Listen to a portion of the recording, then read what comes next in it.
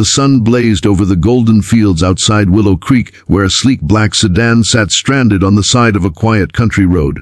Inside, a woman in her late 20s, elegantly dressed in a pale blue silk blouse and white skirt, sat gripping her phone in frustration. Her name was Celeste Moreau, heiress to one of the largest real estate empires in the city. But at that moment, her fortune couldn't fix a flat tire or the mistake she was about to make. Her blind date had already gone wrong. Disastrously wrong.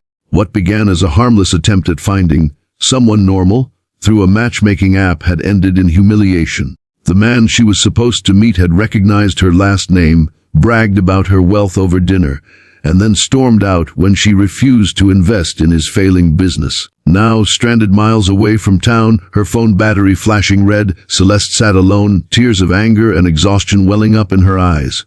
If you believe in kindness, second chances, and love that finds us when we least expect it, take a moment to like, comment, share, and subscribe to Kindness Journal.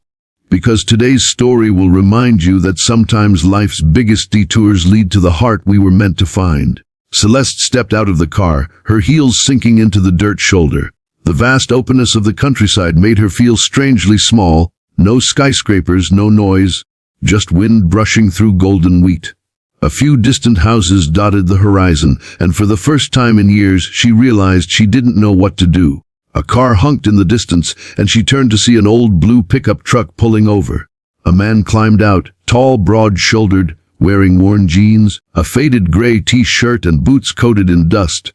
His hair was dark brown, messy but charming, and his eyes held that warm, steady kind of kindness that could calm a storm. "Need a hand, ma'am?" he asked, his voice deep but gentle. Celeste hesitated, unsure whether to trust a stranger.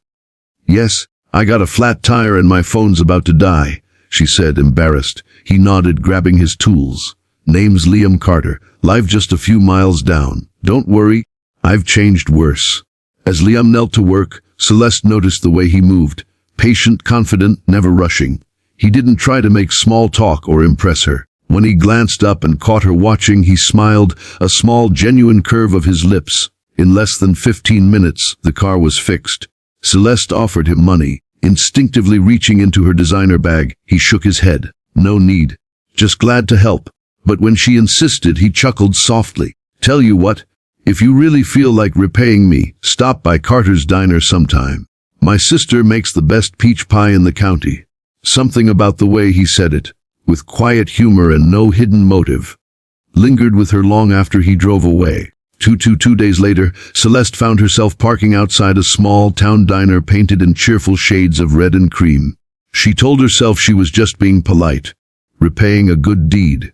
But part of her knew that wasn't the full truth. She stepped inside to find Liam behind the counter, wiping his hands on a towel. He looked surprised, then genuinely pleased. "Didn't think you'd actually come," he said with a grin. "I keep my promises," she replied softly. The diner felt worlds away from the polished marble lobbies she was used to. The air smelled of coffee and cinnamon, sunlight poured through the windows, and laughter echoed from a corner where two children were playing. A little girl, maybe 8 years old, ran up and tugged Liam's sleeve. "Daddy, can I show her my drawing?" she asked shyly. Celeste's heart softened instantly. The girl's name was Sophie, and her bright green eyes sparkled just like her father's. Liam introduced her, a touch of pride in his voice. "That's my artist right there. Keeps this place running with her charm." As the afternoon stretched into evening, Celeste found herself laughing more than she had in months. She learned that Liam had once been a mechanic in the city, but returned home after losing his wife to illness 3 years ago. He'd been raising Sophie alone ever since, working at the diner his late father had built. There was pain behind his easy smile, the kind that only love and loss could carve into a person. Celeste didn't tell him who she was. Not yet. For once she wanted someone to see her as just Celeste, not as an Heiress, not as a headline.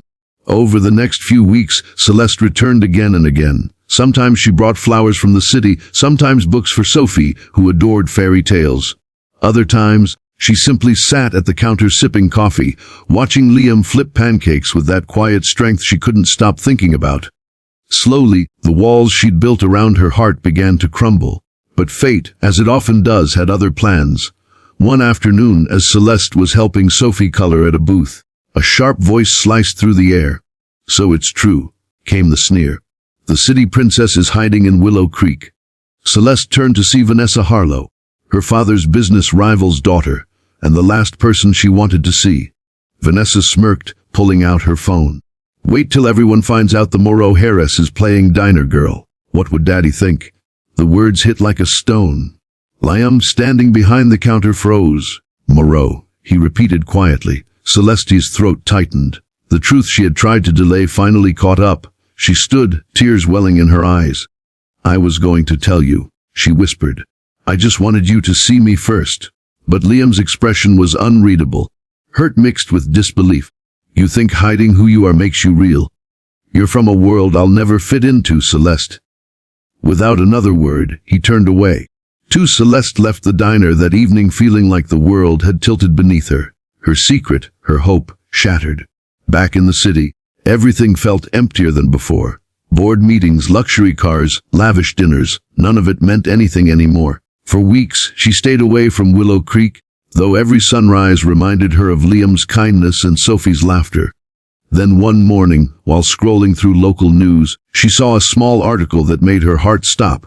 Local diner faces foreclosure. Carter family appeals for help.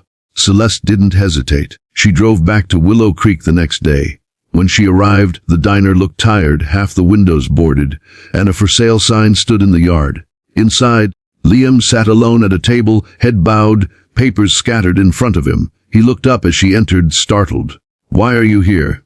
"To help," she said softly. "Not as a Moreau. As someone who cares." He sighed, shaking his head. "You don't owe me anything." "No," she said, stepping closer, her voice trembling. "But maybe I owe myself one last chance to do something right."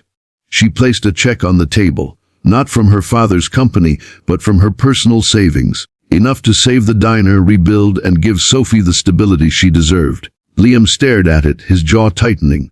"You think money fixes everything?" "No," she whispered. "But maybe it can keep the people who truly matter from losing everything." Silence filled the diner. For a long moment, neither spoke. Then Sophie ran in from the kitchen, clutching a drawing of her dad and Celeste standing together outside the diner. She smiled up at her father. "Look, Daddy, we're a family." Liam's eyes softened, the fight fading from his face. He looked at Celeste, really looked at her, and in that quiet, something inside him broke open. He stood, stepping close enough that she could see the glimmer of tears in his eyes. "You're impossible, you know that," he murmured. Celeste smiled through her own tears. "I've been told." 2 months later, the diner reopened under new colors, brighter than ever. Locals came not just for the food but for the feeling, the warmth of a place reborn from kindness and forgiveness. Celeste moved to Willow Creek permanently, helping Liam expand the business while continuing her charity work remotely. The once lonely Heiress found meaning in simple days, serving coffee, teaching Sophie piano, laughing under open skies. There was no grand declaration, no fairy tale proposal, just small, real moments stitched together by trust and quiet love. On weekends, Celeste and Liam would sit outside the diner, watching Sophie chase butterflies, and she would rest her head on his shoulder, knowing that sometimes the best love stories are the ones we never plan. And though the world might see their meeting as a blind date gone wrong, Celeste knew the truth. It had gone exactly right. Because sometimes it takes getting lost, stranded and heartbroken, to finally be found by the person who sees you clearly, even when the world does not.